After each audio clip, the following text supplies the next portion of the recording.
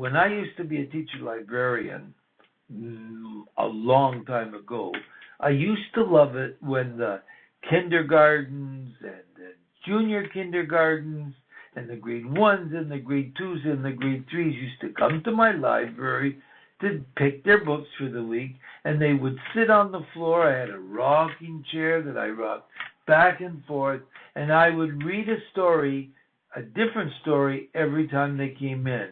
I used to love to read Robert Munsch's books because he was always so much fun to put on sounds with and acts with. Of course, it's been a long time since I used to do that, but I'll try to do my best with David's Father by Robert Munsch, and the illustrator was Robert Marchenko.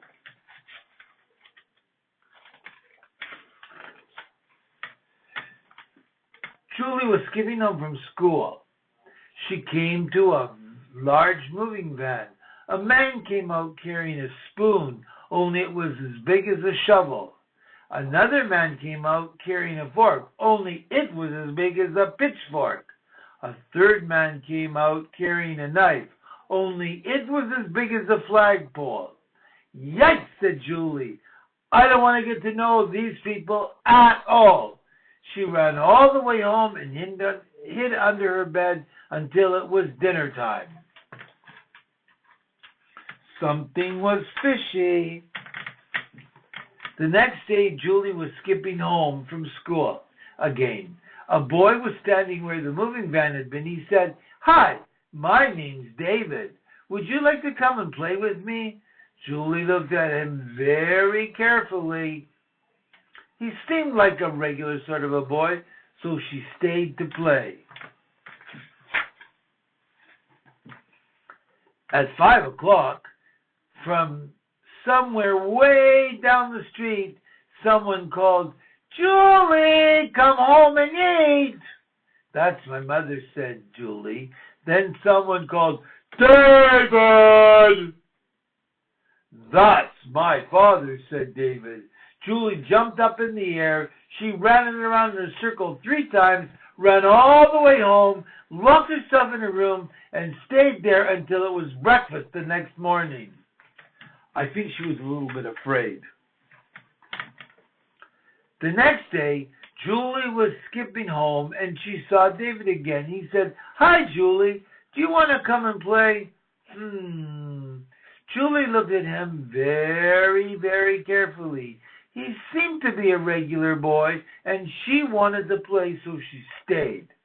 When it was almost 5 o'clock, David said, "Julie, please stay for dinner." But Julie remembered the big knife, the big fork, and the big spoon. "Well, I don't know," she said. "Maybe it's a bad idea. I think maybe no. Goodbye, goodbye, goodbye." "What?" said David. "We're having cheeseburgers, chocolate milkshakes, and salad." "Oh," said Julie. I love cheeseburgers. I think I'll stay. I'll stay for sure." So they went into the kitchen. There was a small table with cheeseburgers, milkshakes, and salads. On the other side of the room, there was an enormous table. On it were a spoon as big as a shovel, a fork as big as a pitchfork, and a knife as big as a flagpole. "David," whispered Julie. "Who sits there?" "Oh," said David, "that's where my father sits. You can hear him coming now." David's father sounded like this. "Brum, brum, brum."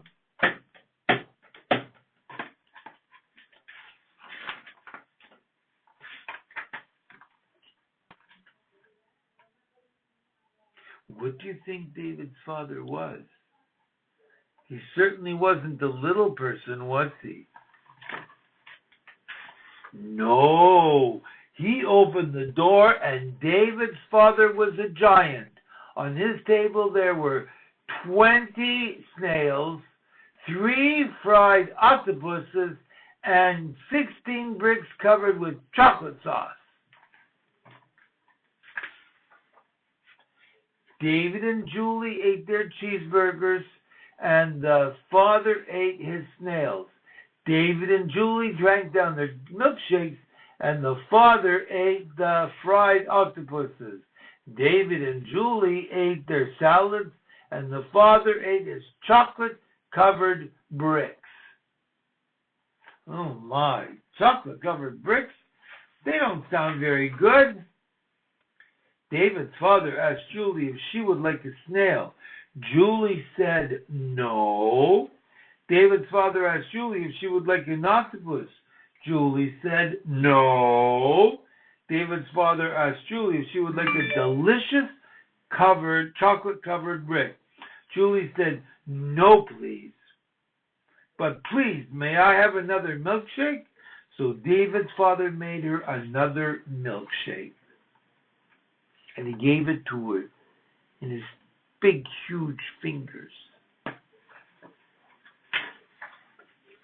When they were done, Julie said very softly so the father couldn't hear, David, you don't look like your father very much at all. Well, I'm adopted, said David. Oh, said Julie. Well, do you like your father? He's great, said David. Come for a walk and see. So they walked down the street. Julie and David skipped, and the father went, brum, brum, brum. They came to a road, and they couldn't get across. The cars would not stop for David. The cars would not stop for Julie. The father walked into the middle of the middle of the road, looked at the cars and yelled, stop!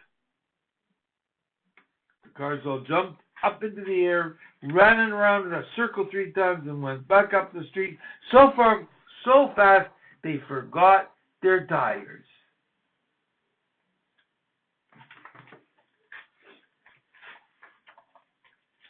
Julie and David crossed the street and went into a store. The man who ran the store didn't like serving kids. They waited 5 minutes, 10 minutes, 15 minutes. Then David's father came in.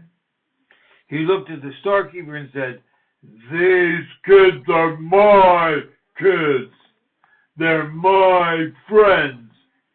The man jumped up in the air, ran around the store 3 times, and gave David and Julie 3 boxes of ice cream, 11 bags of potato chips, and 19 lifesavers, all for free.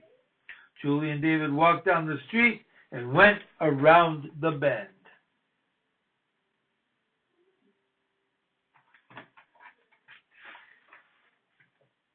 There were 6 big kids from grade 8 standing in the middle of the sidewalk. They looked at David, they looked at Julie, and then they looked at the food. Then one big kid reached down and grabbed a box of ice cream. David's father came round the bend. He looked at the big kids and yelled, beat it! They jumped right out of their shirts. They jumped right out of their pants and ran down the street in their underwear. Julie ran after them, but she slipped and scraped her elbow. She couldn't run fast enough.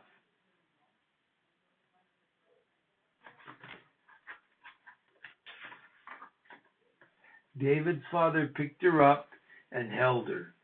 Then he put a special giant bandage on her elbow.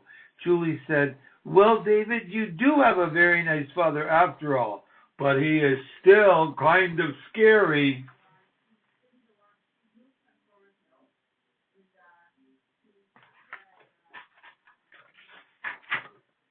You think he is scary? David said. Wait till you meet my grandmother. The end. Bye for now. Hope you enjoyed David's Father by Robert Munsch.